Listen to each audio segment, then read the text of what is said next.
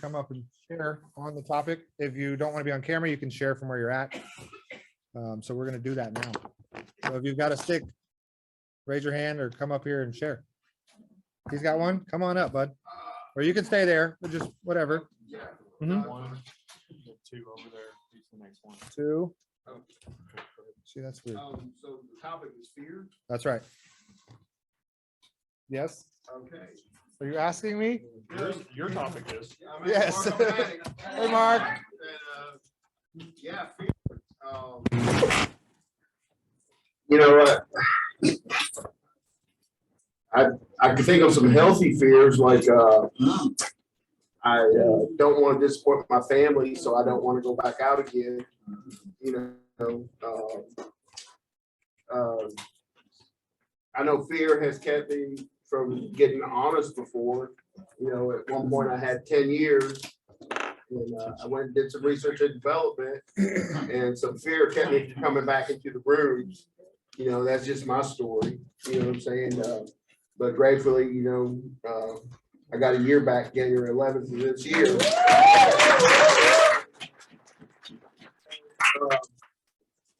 And I say that to share with others, like, you know, I had double-digit clean time, and it took me a second to come back, you know, and so I faced my fears, you know, that guilt, shame. And, you know, we can always quote the basic text, can't save your face and ask. You know, and I knew all that, but I still let fear get a hold of me. You know, so I'm grateful to have worked on that, and, you know, just dealing with some healthy fears. Like I said, I don't want to disappoint my kids anymore. I don't want to disappoint those in my sponsorship family. You know what? I really don't want to disappoint myself. You know, so I guess that's what really matters. You know, so that's what I have on fear. Thanks for sharing. Thanks for sharing. Tony, you had your hand up? Go ahead, bud. I'm Tony. I'm an addict. Tony.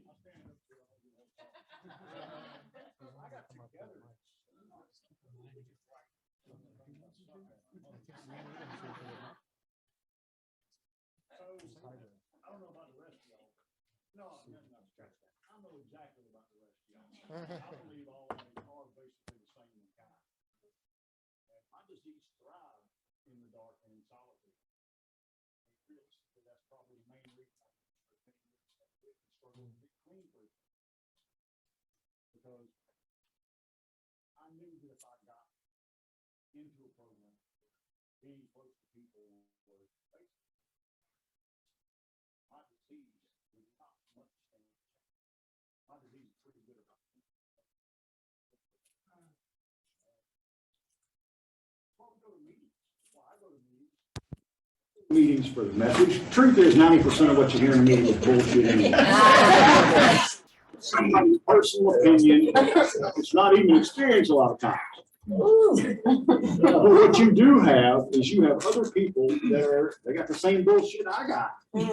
They're saying the same crap that I say. Because half of what I say in meetings is probably bullshit. But I'm there with other people that are doing what I do. You know how I knew the program worked? Because I went to meetings and I kept seeing the same people week after week, month after month, year after year, showing up, staying clean. Even when I was going back out and I would come back in, they were there. They were growing. They were getting better. You know? So that's what told me that, because that's why everything in our steps is we. It's not I. Everything in our program is we. It's about us together doing what we cannot do by ourselves. And I don't know about y'all, but I can't stay clean in isolation. You know? I feel, and I got clean in an area where if I wanted to go to a meeting every night of the week, I had to drive some mileage. Wasn't no such thing as cell phones then. So if I wanted to go to a meeting every night of the week, or I wanted to go see my sponsor, I had to go where he was. And the lesson I learned in that is this. If I get close to the people in here, in the spirit of togetherness, and I start to go missing, people start asking questions. Where is Tom? Why aren't you here? What you been doing? So you want to get high? You know, questions like that. I think that I mean, realistically, when I was using, I was one of the loneliest people in the world. I didn't have a friend. I didn't have a single friend in the world. A lot of people I knew, a lot of people I used, a lot of people that used me. Funny thing about GRCNA, when I came in these doors and finally made a decision I wanted to get clean and stay clean, nobody asked me for a damn thing but my presence. To just show up, to come and be a part of, to be one of us. You know, there was a time I thought being an addict was a bad thing. Probably the greatest gift I was ever given. I've seen people, me and a friend of mine was talking before, some of us do things that we never would have been able to do any other way. You know, and have gifts bestowed on us that we couldn't have gotten anywhere else. And all because I decided to be a part of it. And that's the only reason. That's really the only reason, because I decided to be a part. I decided to show up and stick around even when y'all didn't want me to. You know, or actually when I didn't want to be here. Nobody in the room's ever said, we don't want to see your attitude. They did say a few times, we'd like to come back with a little better attitude, maybe you can change what you're doing in here. You know. They don't like that whole threatening stuff. It doesn't work real well. You know, it's great to be an addict. And to be you know, I used to think it was a curse to be an addict, but the truth is this: to be a recovering addict, you are a member of a very select, very privileged group of people. That's the truth. There are millions of people in the world right now, today, right this minute, that would give everything they have to have what we have right now. And I try to remember that. I have a gift that cannot be bought with money, time, love, nothing. There's nothing that can buy the gift that we have of staying clean in these rooms. And it can't be bought, but can earn.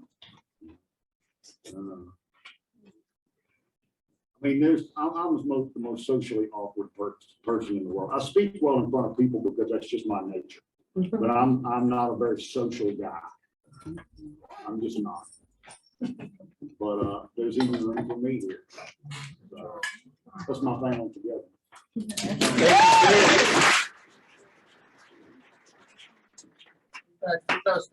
There's like 20 of them. I know you got them.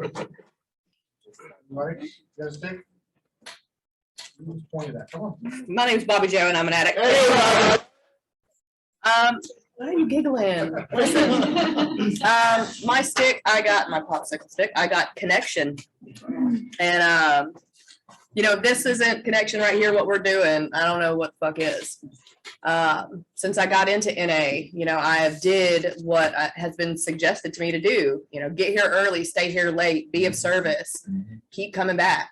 If you follow those 4 little simple things, you can't help but do this. Unless you're just weird and I don't know. That's the word. No, even he's socially awkward and I know him. Like that's the cool thing though about my recovery. Sitting here in this room right now, like I know people from all over Georgia. I know people from North Georgia. I know people from like North, whatever that is. I know people from West Georgia.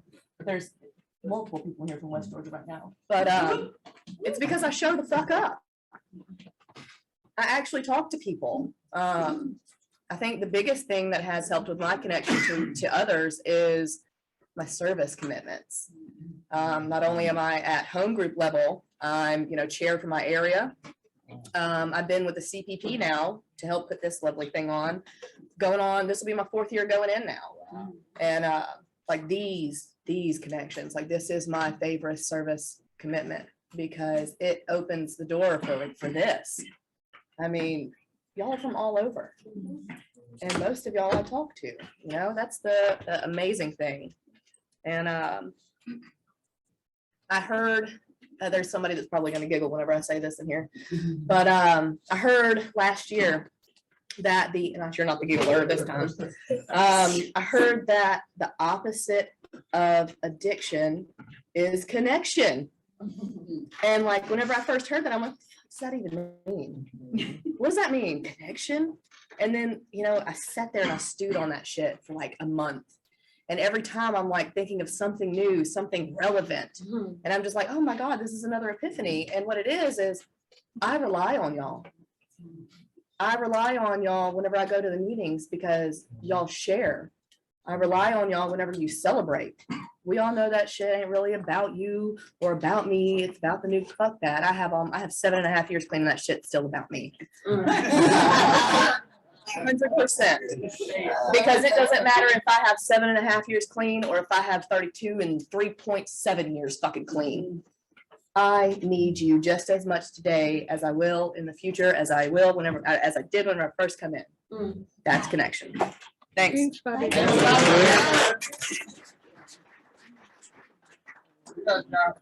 help me out to speak up. We're supposed to have a beach ball and we would toss it and then you get a stick. We don't have a beach ball. My name is David. I'm a great for recovering addict. David! Hi, everybody. Hi! Such a lovely group of people. Yeah, so my stick says basics. Yeah, man, there've been a couple of times where I've had to go back to the basics, right? Either by choice or by force. So, you know, I've dealt with some grief issues, some breakups, and the pandemic was a big issue for me, like, because I was stuck in the house all the time. But remembering that I can always go back to the basics, like doing what I did when I first started to get clean, to go back to that foundation of 90 meetings in 90 days. That's not just for newcomers. To get back into the literature. It's not just for newcomers. To call my sponsor every day because I need to, you know. And so when I hit those hard roads, man, when I hit those bumps in the road, because it's inevitable, life happens, right? That's what life does. And just knowing that, like, okay, I already know how to get clean. So how to stay clean sometimes has to be the same path. You know, there was a couple of years ago where I wasn't working steps for 11 months and I was miserable. And then the sponsor that I did get, she was like, we're going to do these steps. It's called back to basics. And I was like, okay, that sounds about right. You know what I mean? I've got, like, at that point I had like 7 years clean. I was like, all right, let's go back to the basics, right? And I just thought it was really cool because at the very beginning it talks about how the NA program has worked for tens of thousands of people. And I was like, this is some old school stuff right here. Like, if it says that tens of thousands of people have been helped by NA, I knew that this was what I needed to do. So it's helping me get back into the literature, to relate back to the literature, to go back to those sentences. And how do I relate to this one sentence, right? And that's really helped me get that fire back, you know? And then recently, I've kind of had an epiphany or like the spiritual awakening where my recovery was starting to slack, right? I am doing all of these things for recovery, but I'm letting mine go, right? So I had a service position at my home group, at the area, and at region. I have 4 sponsees. I've, you know, going out to 6 meetings a week, and I work 2 jobs. Right? And I'm like, and I'm sitting there trying to be self-righteous, like, oh, these people don't have any excuse. I do all this stuff, you know what I mean? But like that self-righteousness snuck in because I wasn't working my program. And so I've recommitted back to calling my sponsor every day. You know, it's my steps that weren't getting done. I'm helping my sponsees go through theirs. And I work in recovery. So I'm like doing that there too. And then I'm not doing mine, you know? And so really having that awareness today to say, I need to get back to the basics. I need to go back to the 90 meetings in 90 days. I need to go back to that calling my sponsor every day. I need to get back into the literature. And so that's what I've been doing. And I'm so grateful that this program is here for me to do that. Thanks.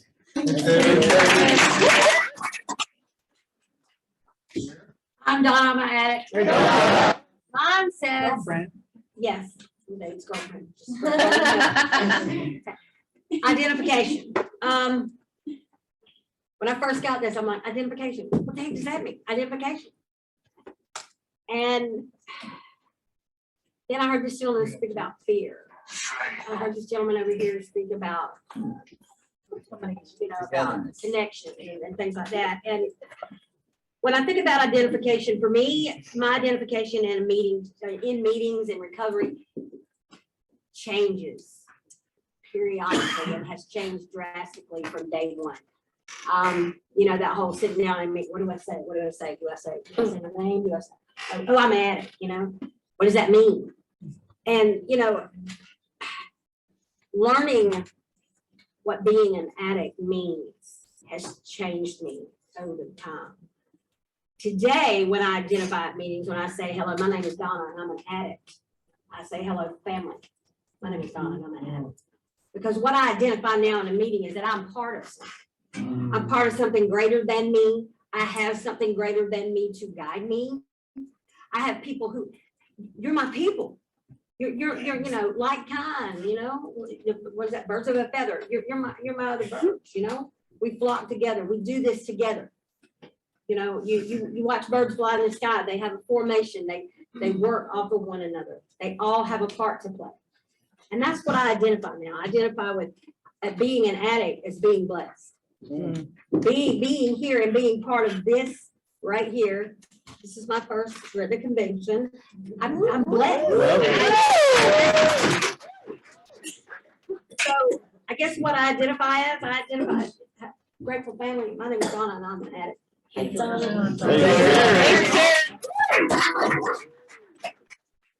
Hey, I'm Patrick. I'm an addict. Family. Seasons of change. This is fear right here. So in front of you guys, but I do it at my meetings, so what can I do here? But seasons of change. It's been a season of change for me, not last year. Last February, I got hurt at work and I got surgery on my knee, March 12th of last year. And going through that change, laying up on that couch for like 6 weeks because I couldn't get up in bed, having the wife help me and everything like that. Plus, I had a 2-year-old. I have a 2-year-old at that time, and her watch jump on daddy and all that, and I don't know. I lost my manhood or whatever it was. I was a grumpy old man, and it led up to this September. Me and my wife, we separated. Well, it was more than that. She moved out, went on with her life, and I was stuck in that place in that season of change, that I thought I was doing everything right and I wasn't, like I heard the gentleman, I quit working the NA program. I go to meetings, show up to meetings and do all this, but I wasn't working on myself. I've been just sitting on my 11th step for 3 years, 4 years, and then this heartache, this pain I'm going through, the hurt, it hurt. It hurt more than when my mom died when I had 2.5 years, So I can imagine myself going through all this stuff and going through this. I talk to people on a regular basis. I talk to this one friend constantly because he went through what I was going through 7 years ago. It wasn't for him and other people in the program. It wasn't about me going out and using. It was about me going out and hurting myself. So I had to change something. I had to go back to the basics. I had to get back in the program, go find my higher power again. He didn't leave me. I left him. And I had to dig deep, man. Today I'm in a better place than I've been in a long, long time. The hurt's still there, but I can manage through the hurt. And he got my understanding got better for me down the road. I just got to keep on doing what I'm doing. I got to call my sponsor more. I got to call him, period. Period. And that's the bottom line. I don't do that every day. He's a good guy. And when I talk to him, he gives me all this information, but I wait till the pain gets too bad for me to call him. And there's a lot of things I this season I'm in right now, you know, I had another surgery in December too, you know, and I was asking God, what's my worth? What's my worth? And finally I fell asleep going through all this stuff, and I woke up about an hour later, and I seen the image of my little girl growing up to be a teenager, you know, so that's what I gotta work on. I gotta work on my relationship with my daughter, with myself, with my higher power, and get back to where I was, and I was in a good place, and I'm in a better place today, but I want to be better. Thank you. Thank you.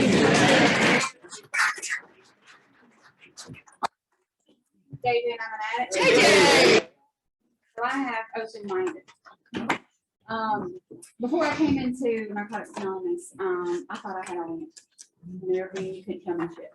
And that's just what it was, and so I made a complete mess of my life. I couldn't listen to anybody, I was closed-minded, I thought I knew everything. And so even when I first came in, it was like, yeah, I'll take this suggestion, but not that. And I'll listen to this, and I'm not gonna do that, because you can't tell me how to live my life better than I can live my life, right? But I learned a lot of very hard lessons with that. And so when I finally surrendered 100% and decided to really give this way a try and to like really do the program what it says, I got a sponsor and I started working with some steps, and then I began to realize that, hey, I didn't have all the answers. I didn't know everything. And so being able to go into a meeting and listen to other people and have different perspectives has really changed my life. And so today, because I do practice open-mindedness, my ability to grow and learn has become exponential. And it's one of the things that when I talk to newcomers a lot of times, or even family members are coming into the program, I'm like, if there's 3 things you can do in this program, it's the how. Be honest, to be open-minded, and be willing. You do those 3 things, and you can do this, you know. And I have faith in anybody, you know, that this program can work. And so being open-minded has really, like I said, it has done so much for me in recovery, and it has allowed so many opportunities and doors to open up for me. I've been able to become teachable, which was something I was never able to do before. And it's only because of this. And so like I appreciate everybody's perspective and their opinions and like what the suggestions are. And I don't take them always very easily, but I will eventually do them, right? So I'm really grateful to be here, and that's all.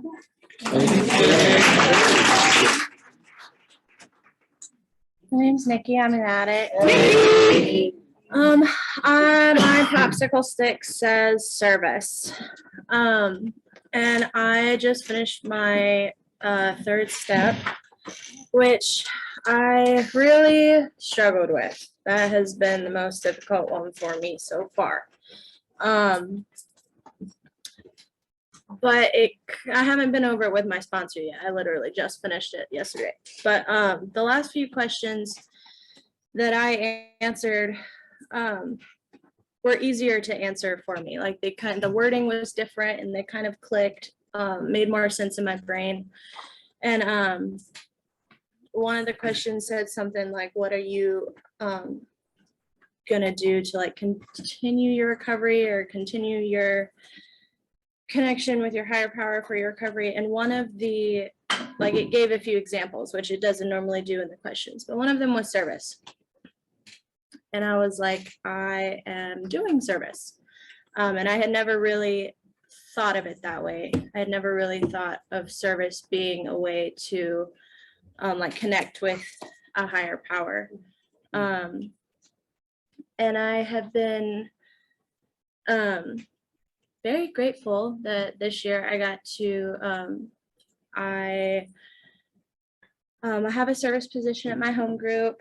And I also got to be a part of helping with the convention this year on a very small level, but I still did, which is cool for me because I've never done anything like that before. And then it was also cool for me to get this popsicle stick because I was thinking about service and doing my 3rd step, like just yesterday, really, or maybe 2 days ago. But I hear so many people say, like, whenever you're working a step, like whatever is happening in your life is like about that step. So for me to come in here and pick a popsicle stick that says service, it's kind of like my shit right now. So and then you also said faith, which is something that when I was working my third step, I was like, I don't even know what the fuck to do with that word. But what you shared really made sense to me. So thank you for sharing that. I heard that. So thanks for letting me share. Thanks, Nikki.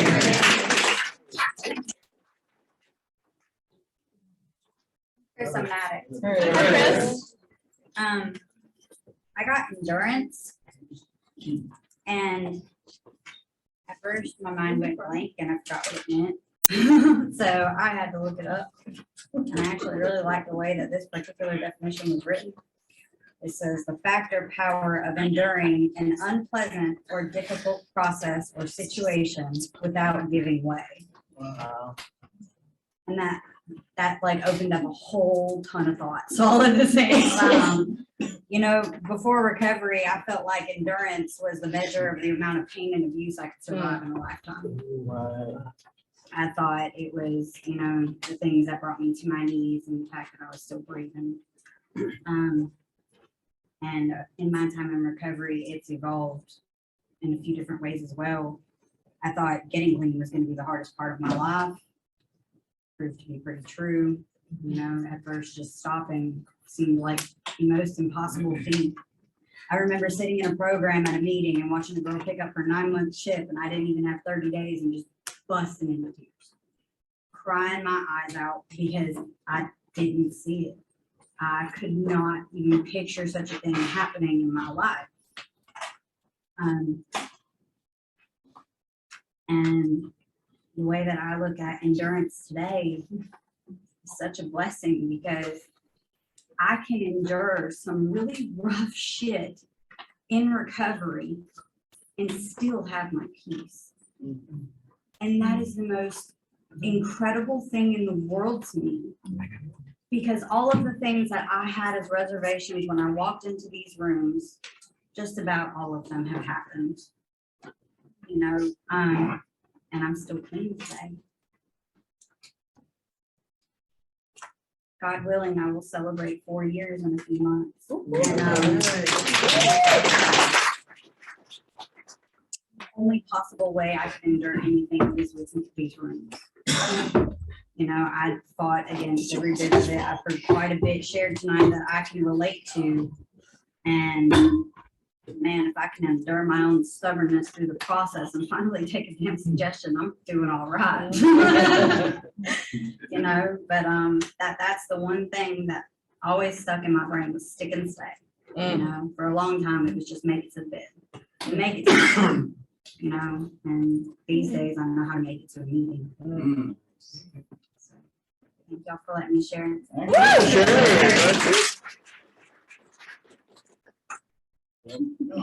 I'm Rihanna, I'm an addict. I'm gonna try to do this without. Yeah. Anyways, so my stick, I can't do it without laughing, sorry. Because this is where my head goes. My stick says tools to grow. Sorry. Okay, there was that intro part. Okay. You know, actually, that is where my head went first. But then, you know, listening to what other people said, you know, like the open mind is the how, right? Like, you know, some of the tools, when I first came into the program, you know, my first 6 years, every time I celebrated, that's what my top, you know, what I wanted to be shared at my celebration was the how, right? And sometimes you get those newcomers that came in and it's like, what is that? Here, come sit down next to me. Let me show you. Listen, this is why. So this is how we did it, right? Like, and that's what I say we did, right? And so for me, that was one of the first tools, is learning how to be open-minded, honest, and willing. You know, the other part when I, you know, read the tools to grow, you know, the other part was a fork. Like, I learned how to eat a lot, when I came into the program. You know, I now have the ability, and what I love about Narcotics Anonymous, right? Like now I don't have drugs in my system, but the Narcotics Anonymous has taught me that it is all inclusive, right? So I can put down the dope, right? But my disease is still there. So it is men, it's food, it's sex, it's everything, right? Like, so for me, that is one of the biggest tools for me. So I can use the program of Narcotics Anonymous in any and every part of my life to help me grow to be the better person that I wanted to be, that I want to be, and that I still strive to be. Like, we always say that I'm not who I want to be, but I sure the hell am not who I was, right?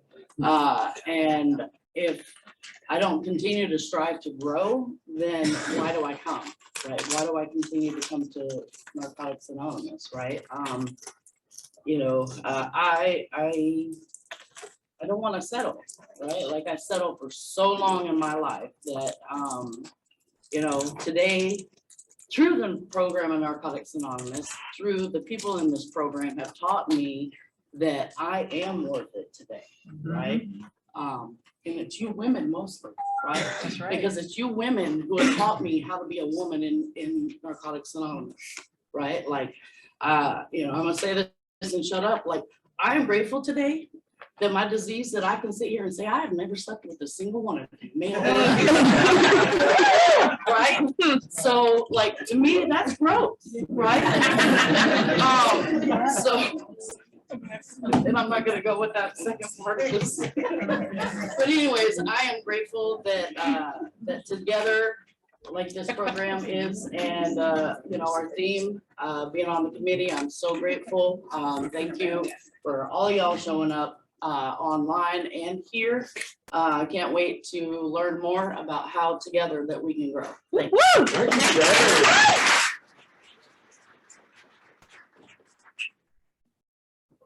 Online, they did a virtual stick. They didn't get a virtual stick. I don't know how to do that. All right, we got one back there. Go ahead. I'm Tina, I'm an addict. Tina. And my stick says love. Yeah, that's what I thought you said. My sponsor was laughing at me when I got it. But I remember before I came here, I thought I knew what love was. And then after I've been here a few years, I really thought that when I was an active addiction, I loved my children. But after I've been here for a few years, that wasn't love. If it was, it was very sick. And it's taken me a long time, because I don't think love is just a feeling, it's an action. We were kind of talking about this on the way here tonight. We were talking about, like, how do I pay back my grandmother for everything she did for me? And we have the problem accepting when she says, all I want you to do is keep doing what you do. I love you. And we have problems accepting that, but we can't understand it. Because I spent so many years just telling you I loved you, but I really didn't love you. It's easy for me even now when somebody says I love you, for me to say I love you too. But that's not really what love is. If I didn't feel it when I said it to you, or if I didn't put some action behind it. Love is when an addict comes into the room off the streets homeless and he stinks. You still walk up and give him a hug. That's You right. want to say, clean. That's love. Love is that, I crapped my children out of everything. When my child comes to me, when I've got quite a few years clean, and says, you were a horrible parent, you were a bitch. Love is not arguing with him. Love is crying and tears rolling down your face, saying, yes, I did do that. And I was wrong, and I was a bitch. And you have every right to feel that way and be angry at me as long as you want. And I'll be standing right here because I do love you today. That's what love is for me. And I pass. Yeah, thank you for sharing.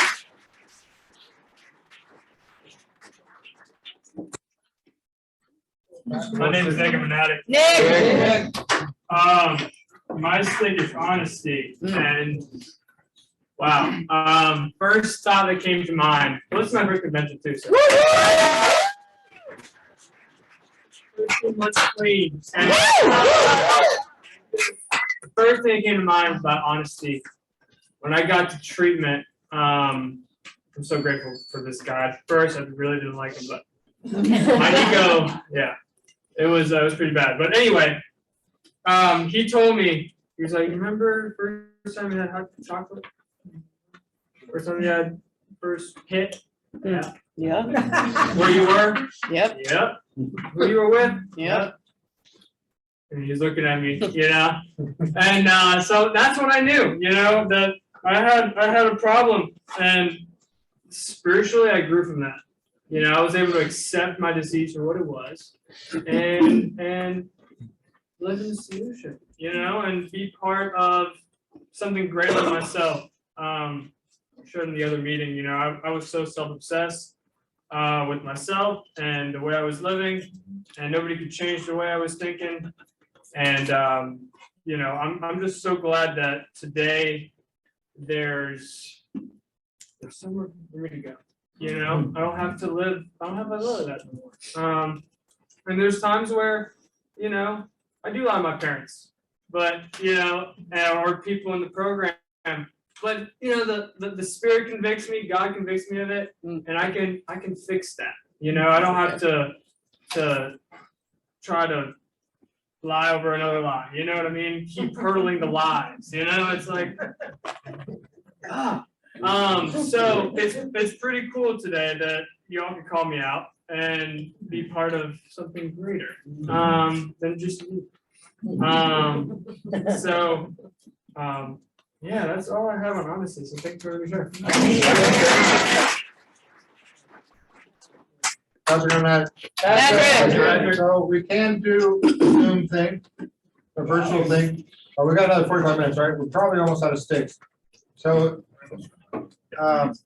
Right, keep going.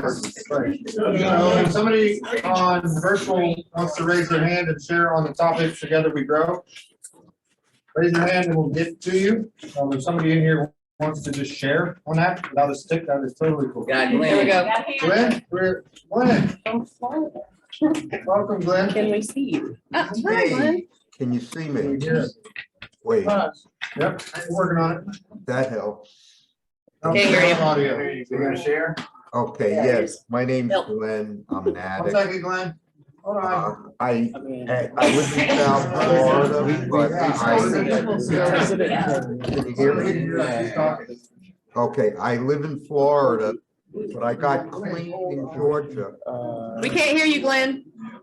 I'm talking as loud as I can. How's this? Yeah, that works. Any better? Okay. Great. Okay, so when I'm an addict. Hey, Glenn. Hey, family. I'm back 5 months today. I got clean in Georgia originally in 1980. Stayed clean for 18 years and went out. Took me 22 to get back. I am so grateful to be alive. When I first got here, I was 27, and I just turned 70. It is so good to be at a Georgia Regional Convention. I was at the first one, and I'm seeing the same love and compassion and openness and honesty that I saw at our very first convention in 1982. I tell people all the time, Atlanta is the capital of NA. It really is. And I've never experienced recovery in my life like I did there, and I've been to about 25 different states. You people are really, really special. And the gift that you give is that people like me that are such perfectionists and so fucking hung up on not making a mistake can actually be comfortable being human beings again. And with that, I'll pass. It's great to be here. I'll be here all weekend.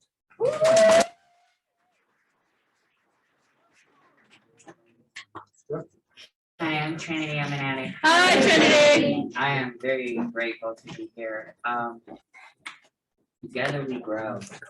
And the relevance that this has right now.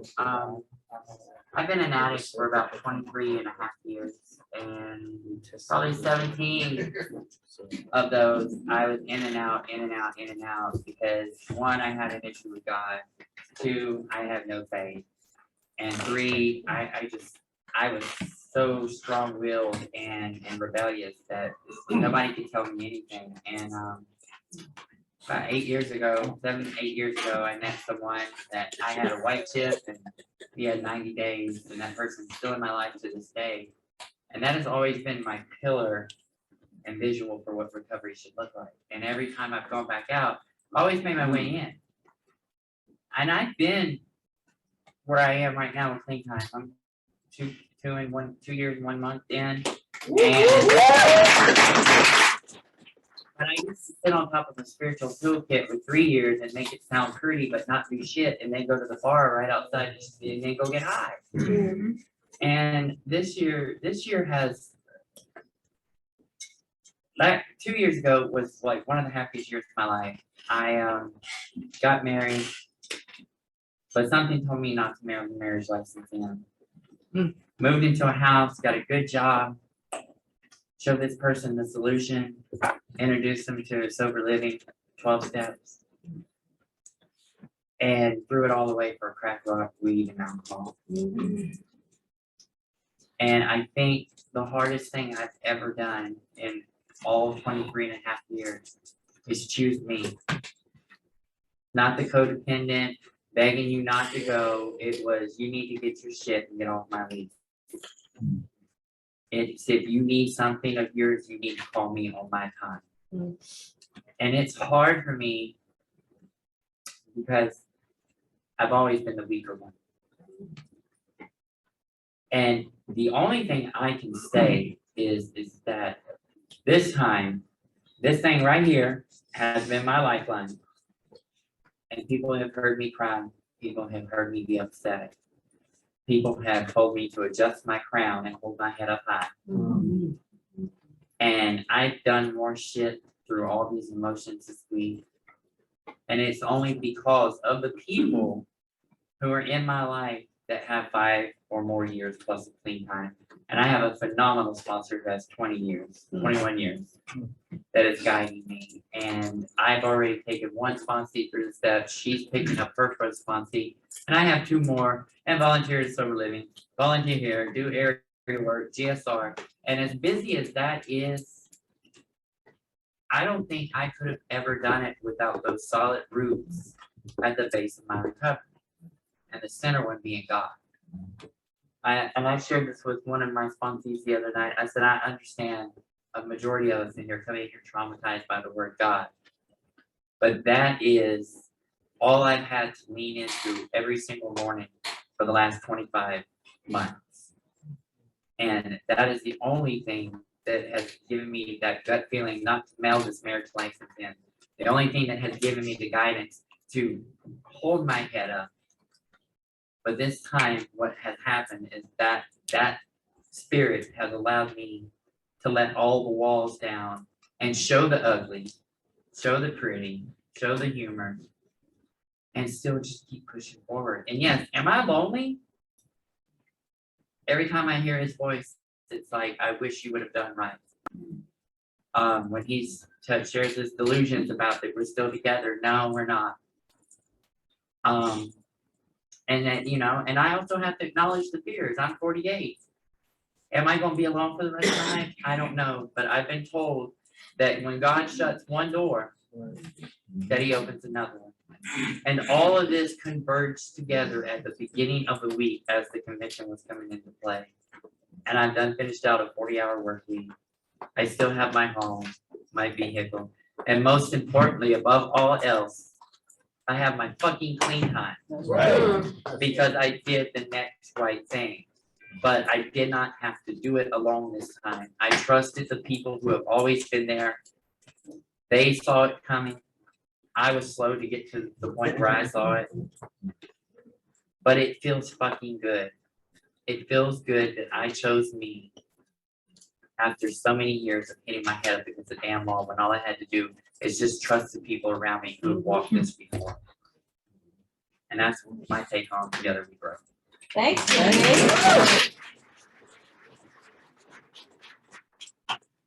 Okay, behind you. No, behind you. I was waving. Oh, okay, sorry, waving. No. I got unity. Go figure. Our common welfare should come first. Personal recovery depends on. Thank you if you're opening a door for Narcotics Anonymous, whether it's this week, last week, next week, or tomorrow. Thank you. That's where it all begins. And that's how we get to come together here. Because all those people that are opening those doors and bringing the unity here. And that's the most important thing, y'all. I know that sponsorship's important. Everything we talk about is important. But this is what keeps us all together. I was over in the merchandise room and I barely speak English, much less Mexican. And I'm looking for a medallion that says, Unidos Podemos. It may say something different to somebody else, but that's what it says to me. It says, United we stand. And that's what it is. And they only have one left, so I got it. So y'all gonna have to wait till next year. Our first tradition concerns unity and our common welfare. One of the most important things about our new way of life is being a part of a group of addicts seeking recovery. Our survival is directly related to the survival of the group and the fellowship. To maintain unity within Narcotics Anonymous, it is imperative that the group remains stable or the entire fellowship perishes and the individual dies. Them folks that came way before us, they knew what they were talking about. Thanks for letting me share. Thank you.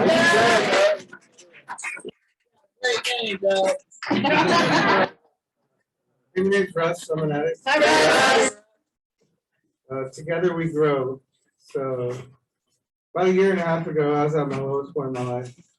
I had been divorced and alone, and I just was using dope every day. I couldn't wake up, couldn't get in my car without getting drugs. And I hated it. And I just wanted to stop, but not using wasn't a thought that came across my mind. Like, I want to be clean, but I can't not use drugs though. And I was like crying and talking to my mom. I was like, I don't know what to do. And she's like, let's go talk to this guy. Fine. And I went and talked to him, and he got real with me and told me he was an addict. And he had like 7 years clean. And he told me about these meetings that he goes to and stuff like that. And I started going to meetings. And that person's in this room right now. Yes. And I talked to another lady and she told me how to get my life on track, or asked me what I want to do. She's in this room right now. I went and had fun for myself. I went to a concert on New Year's, and I had like 2 months clean. Met some dude and talked to him for a while. We became really close friends. He's in this room right now. Got a sponsor and he's over in that corner. Right I didn't orchestrate any of this. My parents go to Narcotics for families that are affected by people like us. They're both at this place right now. So like all these people have got my back, so I'd like to be able to get their back when they need it. As well. Because together we go. That's right.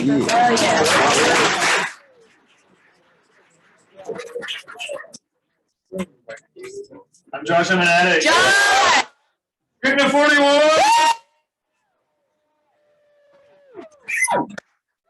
There's nothing about that that gets old. I don't know what. Convention, just the panel, just to say that in front of everybody. Because you see, hey, you go to these business meetings and you're like, oh my God, please take me out of this room. You come in here and we're crazy at we will scream if you say anything that gets us going. We're going to scream. That's right. Because our life depends on it. Right. So the funny thing, I had to say something after the young man shared.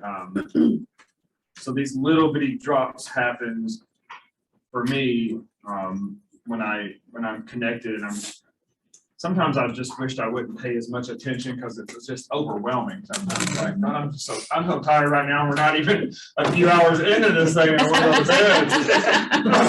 Did not talk to me on Saturday. So I go to get my room key, and I don't know how many rooms they have here, but I can't imagine in any of the rooms they have here. I think they would have to go up into the 200s again to end with 41. Right? Just sit for that for a second. I'm 41. This is GRCNA 41. My rooms end with 41. That's crazy. And this little tree on here, most of you that knows me personally, trees mean a lot to me too. We're in Peachtree City. So I kind of think I was supposed to be here. Isn't that crazy? That's insane, right? So, you know, together we grow. The last several years have been quite the journey. And I'm saying something now because, you know, you guys have entrusted me to help facilitate and put on with many of our other friends in this room, this convention. And I might not get a chance to speak again because everybody else gets to speak, right? So I get to run around. And one of the things Together We Grow has been a reminder for me is how do I, it's hard, man. How do I get out of ego? How do I stand behind and see that all of you are helping? I'm pushing all of you forward from back here and not up there. That's God, man, recovery. To see how many people you can get behind and just keep, not push like negatively, but just, you know, just the strength when they're out and their fuel's running low. Somebody talked earlier, when their fuel's running low and it's just, there's just the fumes left in the tank, and my fumes are left in the tank too. And I'm like, all right, I can't do this, but I know if both of us add our fumes together, maybe we can just make it a couple more feet before we fall down in our beds. You know what I mean? Let's just get to the bed and go to sleep, right? So we can start this all over again. You know, I talk a lot with sponsees and said this, and this is, you know, it was extremely true in the beginning, and sometimes I forget that it's still true. I can stay up till 2 o'clock in the morning doing some dumb shit, and I don't mean getting high. I'm just saying staying up playing video games, on Facebook, whatever it is, and I can wake up tomorrow and I'm all but exhausted. I can stay up to 2 o'clock in the morning on the phone with an addict, and when I wake up tomorrow, it's almost as if I got energy and I don't know where it comes from. It's the intent of what it is, and the intent, they talk about practicing these principles in all of our affairs, all the way down into the dumb stuff we do when we stay up to 2 o'clock in the morning. You know, so that's that. I know that Sunday rolls around and there's this new wave that happens on Sunday. By the way, if you have not gotten, and this is my plug, y'all, if you have not gotten involved in service work at a continuing level, I highly recommend it. I really, really do. You know, if you ever go to work and you wonder how to have conversations in a room full of people where they've got business suits on, you learn that shit right here, baby. Right here. There is not a room, you can have billions, and I am not scared to walk in there and tell you what I think about a topic that I'm an expert on. Share. Right? And I learned it here. I don't know how the hell, they went to college, and they spent a lot of money. I tell you what, though, we spent a lot of money too, didn't we?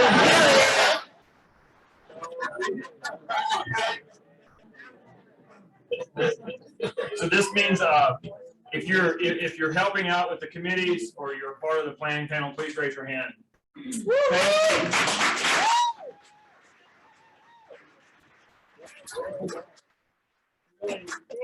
Like every face in here, and especially every face, like you handed me your year chip and I held on, or your key tag, and I held on to it, and it glowed until I got my year. You know, I remember when I saw you for the first time, and we had a couple other things going on in our lives. You know, it's just these little things. And then when I saw you for the first time, and we met a couple of years ago for the first time, and it was like, let's do this dunk tank and pie in the face. And like, you know, just, oh my God, man. God says, oh, by the way, your rooms. I don't know. Did y'all do that shit on purpose? Mine. I need to know. They did. We're trying to get you to stay. So I really appreciate you guys. And this does mean a whole lot to me. Thanks for watching. Thanks, John. My name is Chris and I'm an addict. So I got one of these sticks for another person in the room. She didn't want to do it. And it's my stick now. And it's funny because it's called Plant the Seed. And I work in a detox center where that's pretty much my job. I get paid to plant the seed of 12 steps. And you know, these people come in off the streets thinking that they know everything about recovery. I was one of those people when I first came in too, so I can say that. And it's just funny that I got it. Just kind of like what you were talking about. It's funny how things line up. And I tell you what, like when I go to work out and I do my job the best of my ability, I walk out of there refreshed, just like you were saying. Like it depends on your intent on what you're doing. Like I might be tired from running around that building all day long, but I feel good about what I do for work. Like I'm passionate about helping struggling people find a new way of life. And I'm blessed with the opportunity to do the meditation group every morning. And I just got this commitment, I should say, a couple weeks ago, and it is the best shit in the whole wide world. Like I print off, like it's a detox center, so I use different fellowships literature, but I usually go back to NA. But I'm trying not to skew them with my own perception of what recovery looks like, you know. But so we're doing topics from denial and powerlessness to honesty and how open-minded and willingness, like, and they are telling me all the stuff I need to hear. They're planting the seed in me. You know what I mean? Like I'm thinking I'm there to guide them. They're guiding me every day. And it is a powerful, passionate, wonderful experience I get to have, and I'm getting paid to be there. How crazy is that shit? Like I was an addict for 20 years doing what addicts do, and a couple years later I'm getting paid to learn about recovery. You know, like they might not, like I tell them every day, I'm like, y'all are doing more for me than I'm doing for y'all. And them telling me that they are getting something from my group, that they are showing up in tears because they just had a breakthrough and, you know, more of you revealed. Like that happened this morning. Like it was so wonderful. Like we were talking about the amends process, and the first thing I said was like, please don't rush out and do amends. I did that mistake and it was bad. Please take my experience and don't run out and do amends right now. And it just opened the floor for all these emotions to come out, and all these people just broke down these walls they had in front of them and shared their soul with me. And like I said, they're planting the seed in me. I don't know what I'm doing with them, but I know that planting the seed, like when I first came in the rooms, the seed for me was laughter. Because I had not laughed in years when I first walked in these rooms. Everything's serious when I'm doing dope. I don't know about y'all. Everything is serious. So when I walked into my first NA meeting, besides when I did detox, because I was too jacked up on stuff in detox. But when I came to my first NA meeting clean and everybody was laughing and hugging each other, I was like, that shit's for me. You know, they plant a seed in me, and that's what NA is about. About that passion, that hope, and that joy and that laughter that I see in these rooms every time I come to these rooms. That's all I got.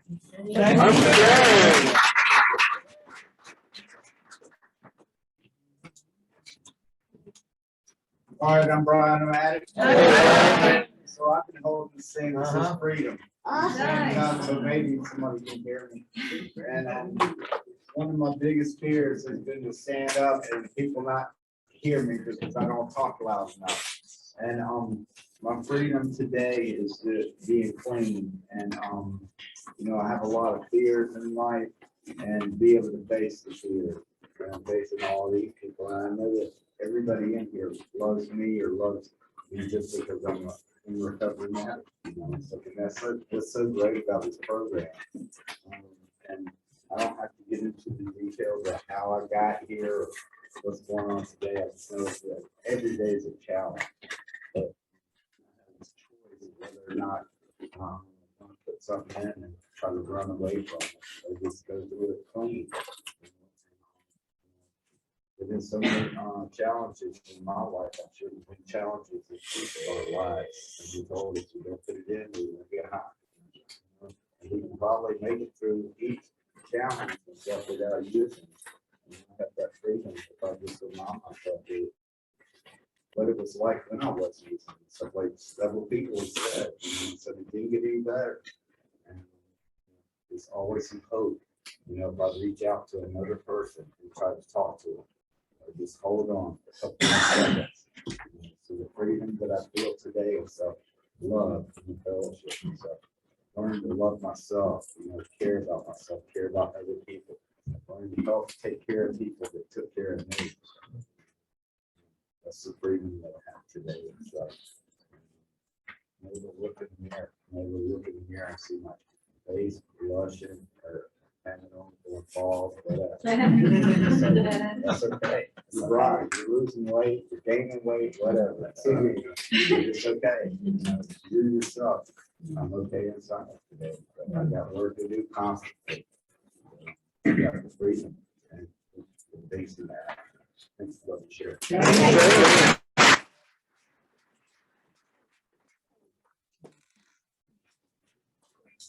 We have 10 minutes.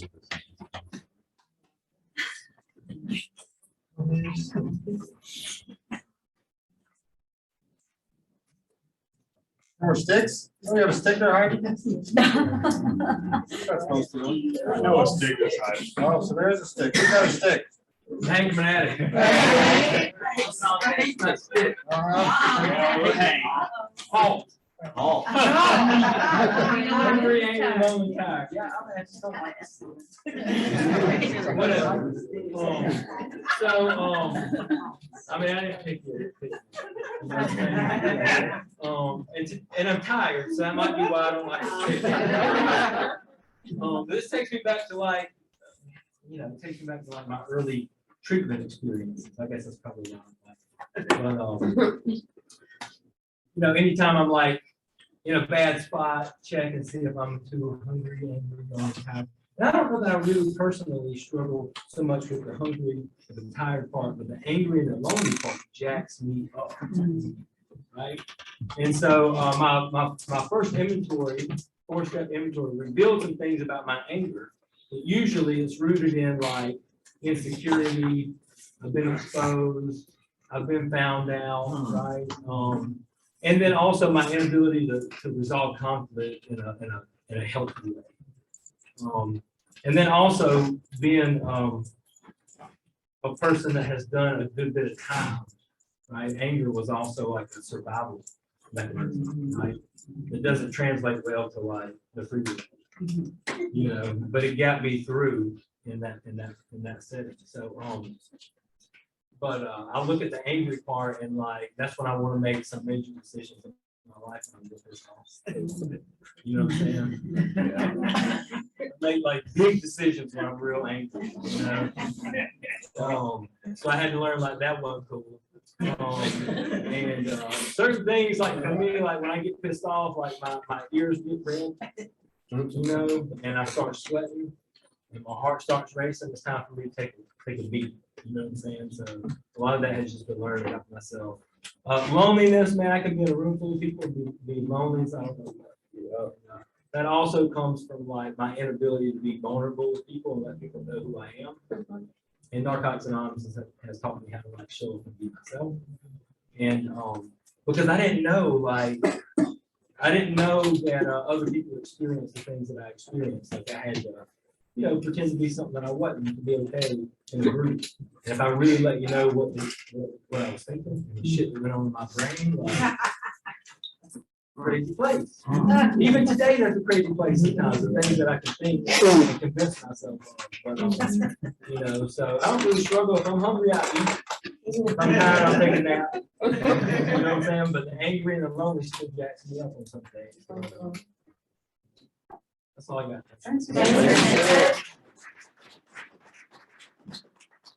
I'm Mark and I'm at it. Another one. I got growth. Must have been a mistake.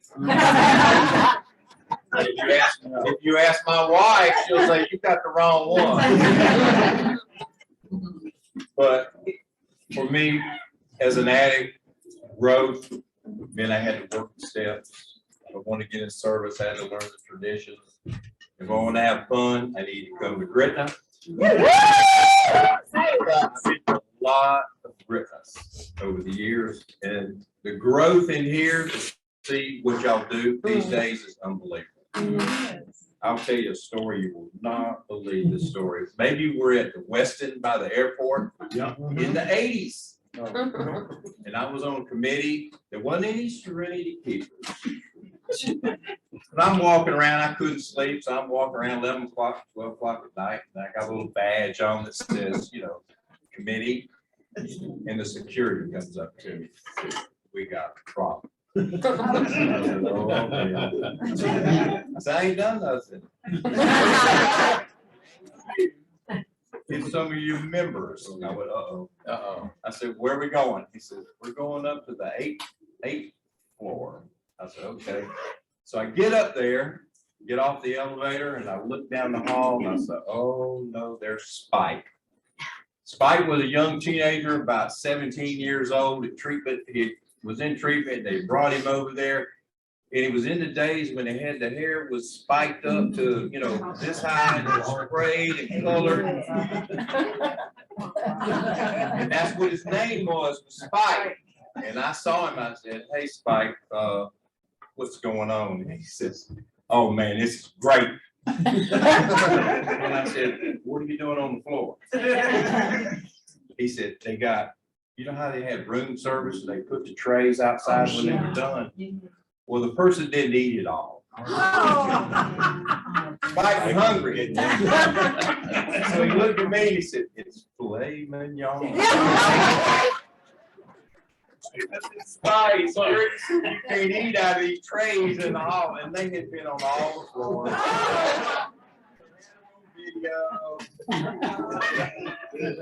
And we said, oh no, so we got a committee meeting the next morning, so we got problems. Spike's eating out of the.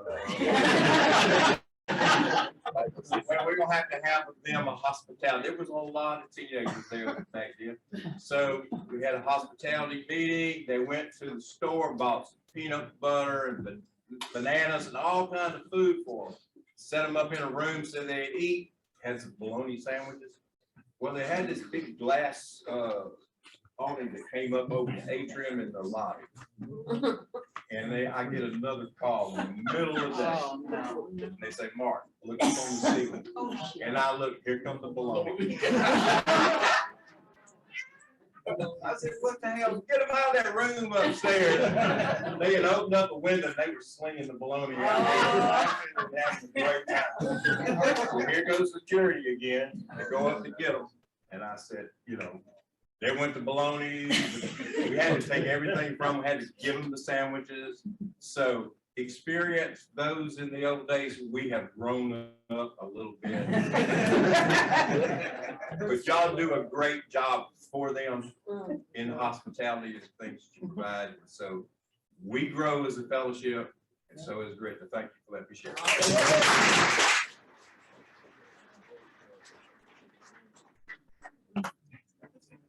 We got time for about one more. Got a stick still, that would be ideal, but anybody can share. Anybody online? There's a face. That's Mary Quinn. Oh, Mary Quinn. Y'all want me to talk? Yeah. That's the idea. I'm Mary Quinn. I'm an addict. And I'm in recovery tonight, and that's a great thing. And I'm grateful to be in this room with y'all. That's the spirit of connection or whatever we're talking about. I'm sorry it's dark in here. You know, my sponsors in that room, my grand sponsors in that room. Some people I love, a sponsee is in that room. A lot of people I love are in that room, and I feel like I am too. You know, I've spent a lot of my life longing for a connection and unwilling to be connected, both with y'all. And I then moved into a place where I was so deeply connected that I couldn't find myself. I was so connected with y'all, I didn't know where was me. And I'm trying to find that in between, and doing so up here in Fargo, North Dakota, where there's plenty of snow, if any of y'all are looking for some. And I believe it's coming down right now. And, you know, I've just been kind of sitting with a lot and finding a new way to experience Narcotics Anonymous that is not completely disconnected and that is not so far connected into something that I can't find myself. There's somewhere in the middle. And so I'm really, really trying to find that. And the key elements of me trying to find that are willingness to feel, and are really more than anything else, the consistency with which I communicate with my sponsor and do my step work and all these things that are really the basics. And I'll tell you all, because you're my family. And so it's, you know, kind of like talking to my mom and dad. I got new teeth. And that has been, yeah, it is kind of one of those. It's really, it's kind of a big deal. It's something I've been trying to do for 3 years, and I couldn't seem to get myself to the appointment every time I'd make it. Like some random thing would just happen and I couldn't go. And about 3 weeks ago, I went. And I said, come hell or high water, I'm going to that appointment in the morning. I'm not listening to a single thing my head says. I'm just going. I don't care if my boss calls. I don't care what, I'm going. And I went and I did the thing. And it has opened up a wealth of emotion behind it. Yeah.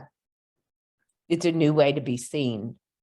And that's what y'all have taught me, is how to be seen, how to be me and how to be seen. And how to sit on a Zoom meeting when there's a bunch of y'all in a room. And I feel like, you know, this time last year I was helping to make that happen. And maybe that's kind of how this works. Like sometimes we lay the foundation for what's going to save our life in the future. Yes. But that's how it works with my sponsees. And they know that too. My sponsor saves my life every single day. Just knowing she's on the planet is a really, really big deal to me. So with that, I ramble. If anyone is just wondering what it's like up in Fargo, it's 12 degrees and snowing. So go outside tonight and enjoy the weather. And I love you all very much. Thank you.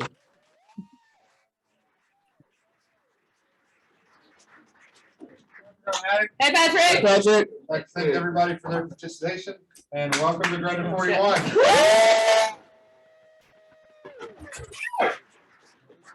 Announcements from Tiffany.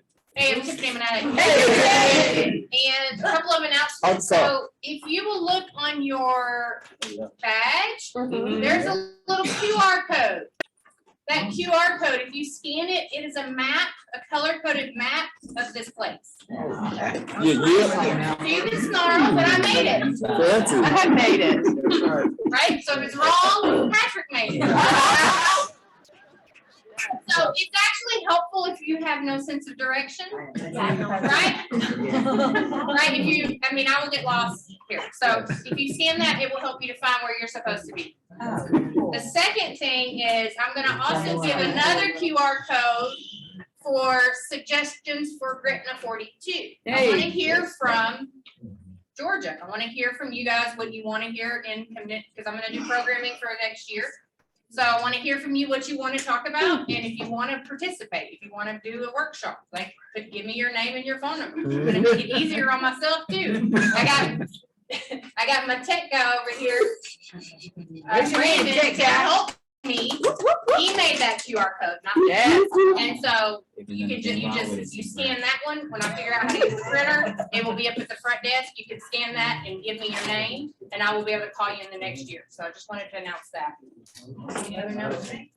Thanks, Tiffany. Thanks, Tiffany. Patrick. So we still have banquet tickets for sale. Yep. Dress up dinner. I don't think we don't do anything. Dress up. We mean, like, we mean do something, do you think? I don't know. We're gonna eat. We're gonna eat last night. No, Yeah, just a dinner, nice dress up dinner. Banquet tickets. We have a comedy show. There's still tickets for that. He's very funny, so I'm serious. Yes, I think he's on TV or something. No.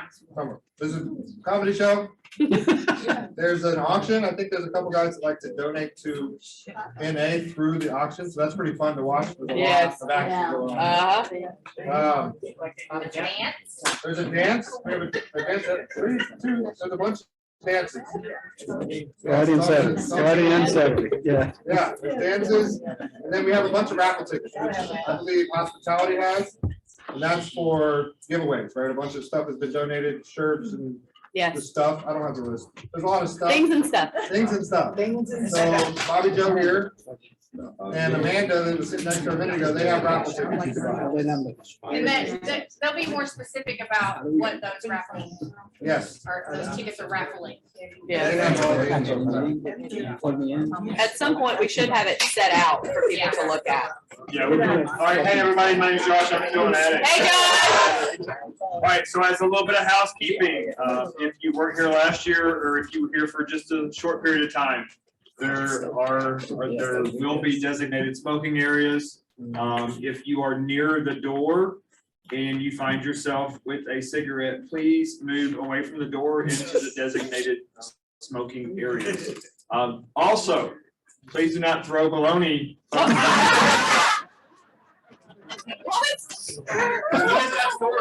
No, listen, you have a lot of committees that unfortunately, we won't go into the story of why, but the committee members do not have their little sashes this year, so you have to look at the program cards, and it says committee member on that card. So does it? well, it should. Okay. All right, maybe my committee doesn't know that. Please do that. If you're on the committee. So if you have questions, you can ask those individuals, and or hunt me down. I'll try to move around as much as possible. I may be hiding a little bit because Mike is the next. You know what? Let's just clap for Mike real quick.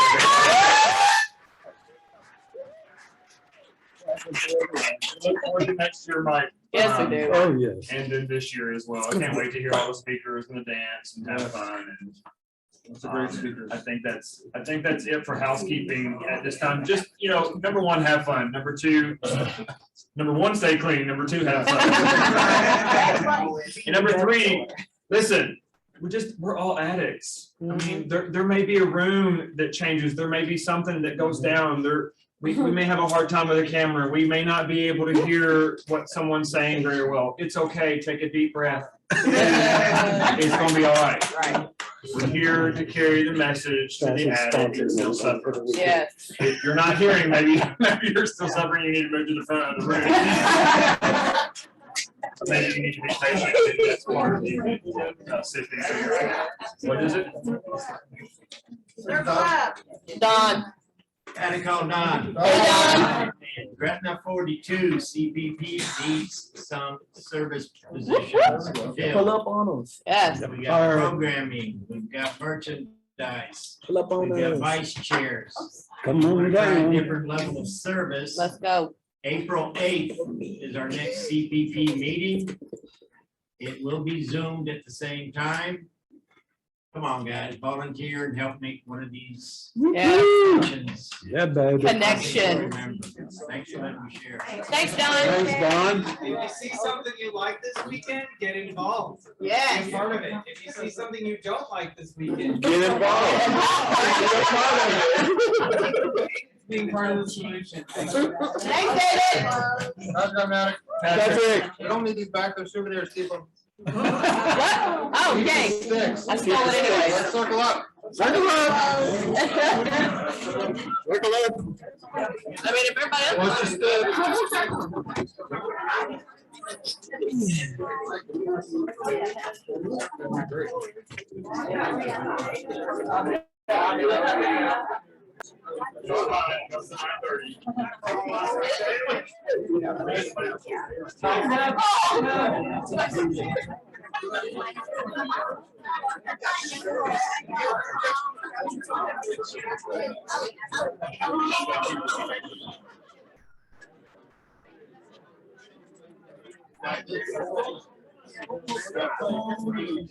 Jennifer, you better touch somebody.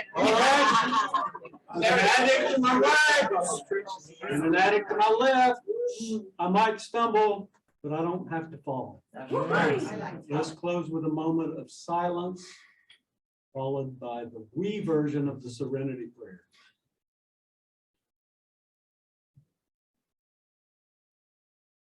Prayer. God, grant us to accept the things that we cannot change, the courage to change the things that we can, and the wisdom.